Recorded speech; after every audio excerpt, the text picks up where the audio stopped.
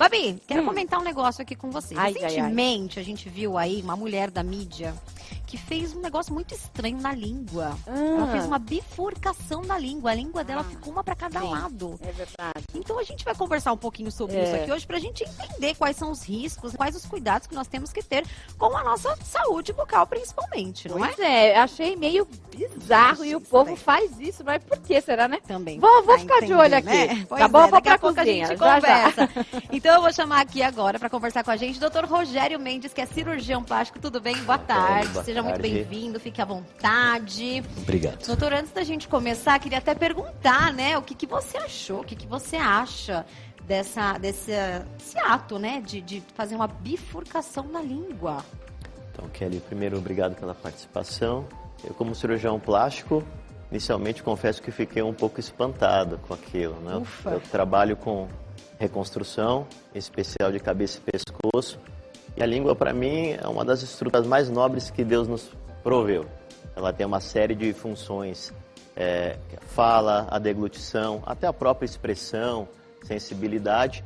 E a gente que lida com a complexidade dessa estrutura, me causou um pouco de espanto o contexto que isso foi realizado, tamanha importância desse órgão para nós. Pois é, né? Porque a gente tem várias funções e a importância da língua aqui, né? Para o nosso corpo, para nossa vida, enfim, a gente precisa dela para muitas coisas. E quais são as principais funções dela no corpo humano? A primeira, no teu trabalho, mostra isso. Ai. É a fala, né? A nossa própria expressão, ela caracteriza a gente. É essa articulação da musculatura da língua que vai gerar a fonação junto com as cordas vocais. Também a própria deglutição, a gente sabe que os pacientes em reabilitação de determinadas reconstruções de língua, eles têm algumas limitações na evolução de receber determinados tipos de alimento. Então a gente realimenta o paciente primeiro com uma dietinha mais pastosa, até chegar no líquido. Então eu fico imaginando se eventualmente nessa bipartição não gera alguma repercussão no próprio ato de deglutir, de engolir. E o outro é a própria sensibilidade, né? Assim, é um prazer você sentir. Hoje a gente vai ter uma série de apresentações aqui da culinária, comer e sentir os gostos, Sentir os sabores dos alimentos é fundamental e é algo que a gente só tem isso graças à própria estrutura e à inervação específica que tem na língua. Imagina um trauma inadvertido num procedimento desse e você perder uma função de motricidade ou de sensibilidade da língua. Pois é.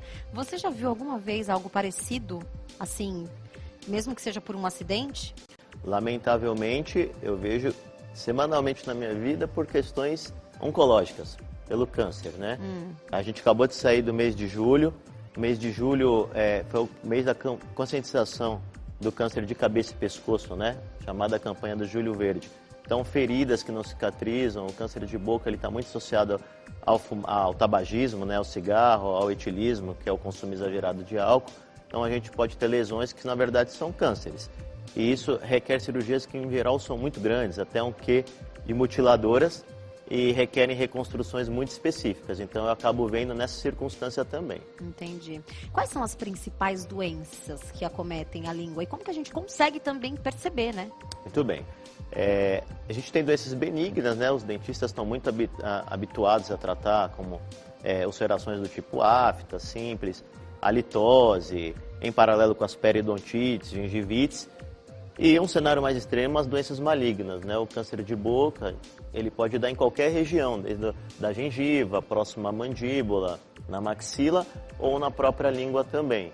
Isso geralmente começa com uma feridinha pequena que não cicatriza, então o alerta é esse. Uma afta, ela geralmente e assim seja, uma coisa benigna, mas se ela se perpetua mais de 2, 3 semanas, sangramentos, ulcerações, precisa procurar ajuda médica, seja um profissional do odonto, próprio cirurgião plástico, um cirurgião de cabeça e pescoço, que é o profissional habilitado para a ressecção dessas lesões. Eu imagino que uma cirurgia como essa de bifurcação de língua, que eu não sei nem por que esse nome, porque assim, a gente entende que é porque parte no meio. Mas isso nunca aconteceu, acredito eu, assim, de natureza. A pessoa vai lá e faz a cirurgia porque quer fazer simplesmente. Então, quais são os principais riscos de uma cirurgia como essa? Você citou algumas questões, né? Existem mais riscos além desses? Eu acho que sim, né? Primeiro, eu não sei nem se eu poderia chamar de cirurgia, assim, porque é um procedimento que não está no escopo, assim, das cirurgias que nós realizamos habitualmente. Verdade. Mas a gente tem nervos especializados que saem direto do cérebro, pares cranianos, que são responsáveis especificamente pela motricidade da língua.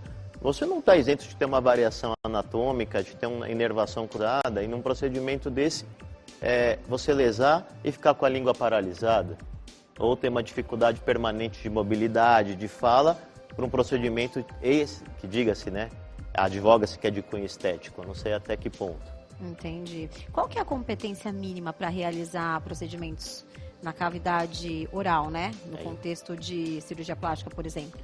Bom, a cirurgia plástica reparadora, ela faz parte das atribuições da formação do médico cirurgião plástico. Faz residência, reconhecida pelo MEC, com 3 anos de duração. Dentro dessa sub-área, a reconstrução de cabeça e pescoço é uma das, não vou dizer especialidades, mas uma das atribuições que a gente aprende a fazer. Isso exige um treinamento longo, porque são cirurgias delicadas que envolvem desde reconstruções locais até autotransplantes, em que a gente doa partes do corpo do próprio indivíduo com recanalizações vasculares delicadas para tentar devolver a função, a autoestima, a forma e, sempre que possível, a estética do indivíduo. Entendi. Agora me diz uma coisa, você falou que já viu cirurgias como essa em questões de pacientes oncológicos, né?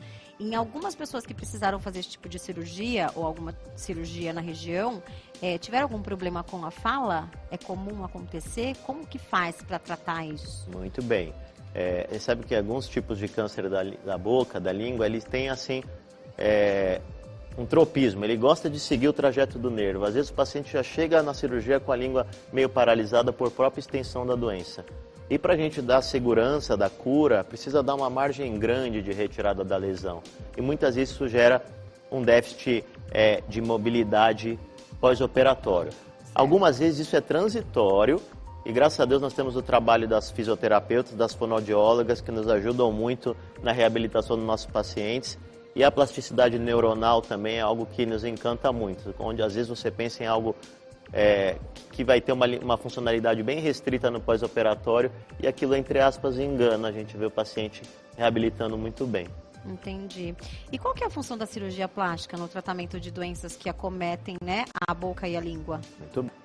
A cirurgia plástica ela é fundamental na reabilitação, no tratamento do doente com câncer de cabeça e pescoço e outras lesões da cavidade oral, pois é ele que tem o treinamento específico para poder realizar as reconstruções dentro daquilo que o paciente precisa, visando sempre a função, a forma e sempre que possível a estética do indivíduo. Entendi. Quais também os perigos, né, da busca da imagem pelo corpo perfeito, né, por tudo, enfim, que as pessoas acabam utilizando muita cirurgia para fazer isso? Eu acho que a função da gente está orientando a população, a busca pela estética ela é válida, ela está relacionada à autoestima, ao bem, que é o que se mostra aqui no programa, mas há limites porque a gente não pode passar a segurança de colocar a pessoa em risco para si próprio.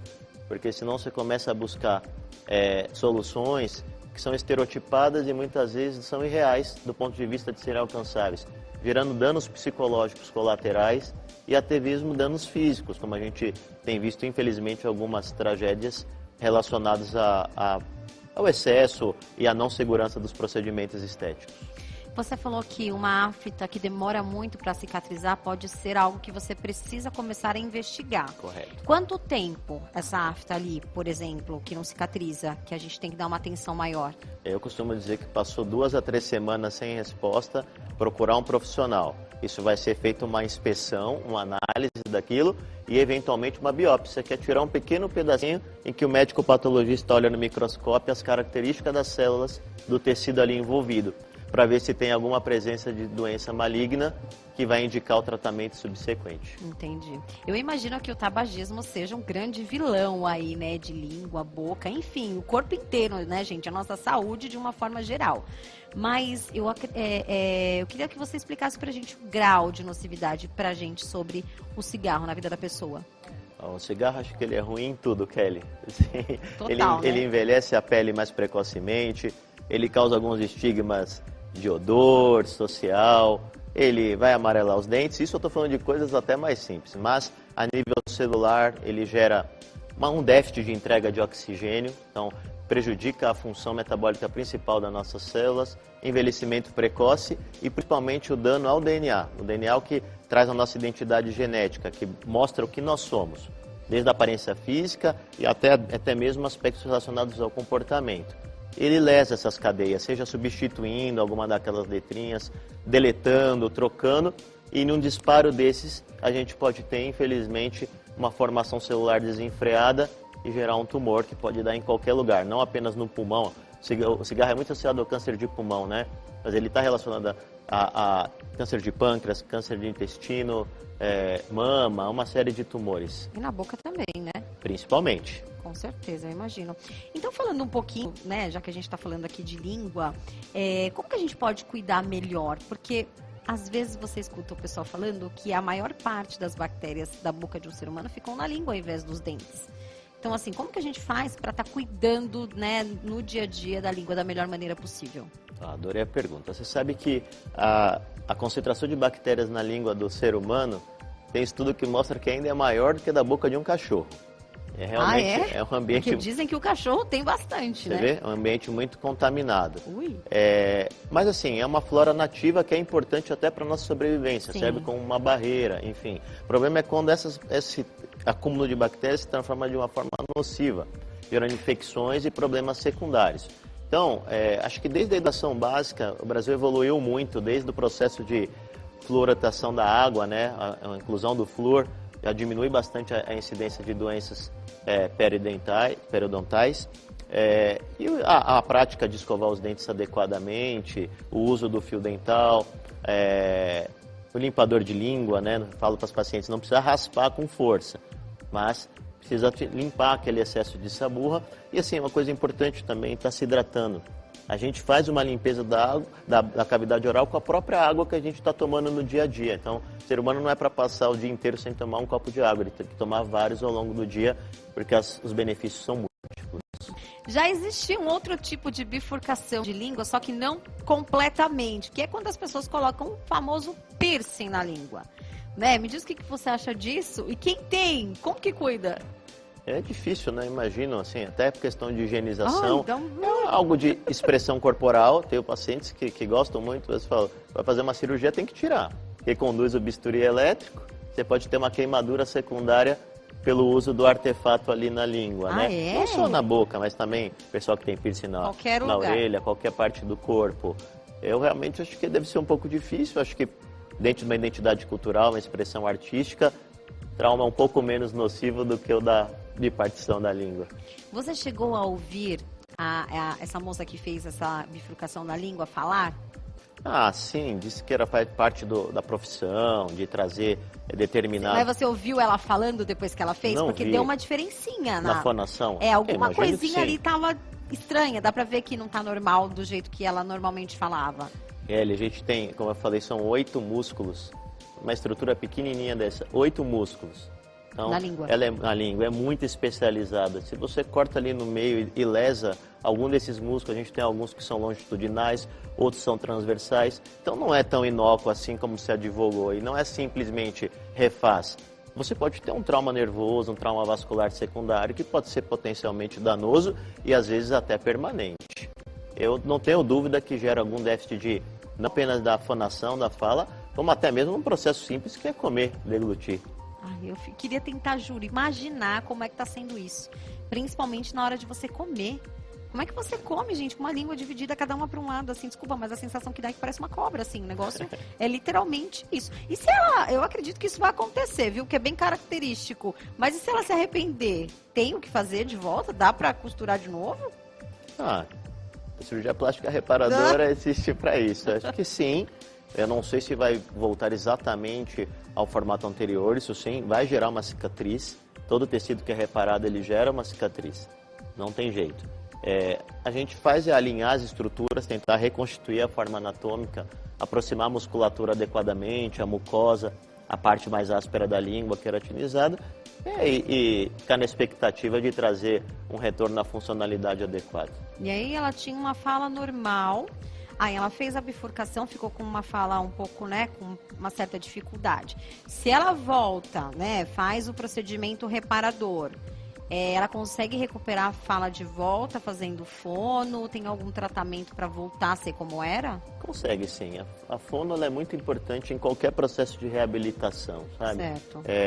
A gente precisa dessa profissional e às vezes até traumas menores elas estão envolvidas e trazem um retorno bastante satisfatório dessa funcionalidade, sim. Principalmente nesse contexto que não teve grandes ampliações de retirada de tecido, que é diferente do cenário do câncer oncológico. Perfeito, doutor. Nossa, muito obrigada por esclarecer, né, algumas dúvidas com relação a esse assunto, que agora está meio em alta aí, né, uma polêmica. Então, por favor, deixe seus contatos para quem quiser conhecer um pouco mais do seu trabalho, quem quiser seguir você nas redes sociais, fique à vontade. Eu agradeço novamente a participação. Meu Instagram é @drrogeriomendes, DR de doutor, e o meu site é o consultoriodapele.com.br. Perfeito. Muito obrigada mais uma vez. Eu que agradeço. Depois você volta mais vezes para a gente conversar sobre outros assuntos também, outras partes do corpo, né? Já que é cirurgião plástico, a gente adora tirar todas as dúvidas aqui sempre, viu, doutor? Estou sempre às ordens. As portas estão sempre abertas. Muito obrigada mais uma vez, viu? Obrigado a você.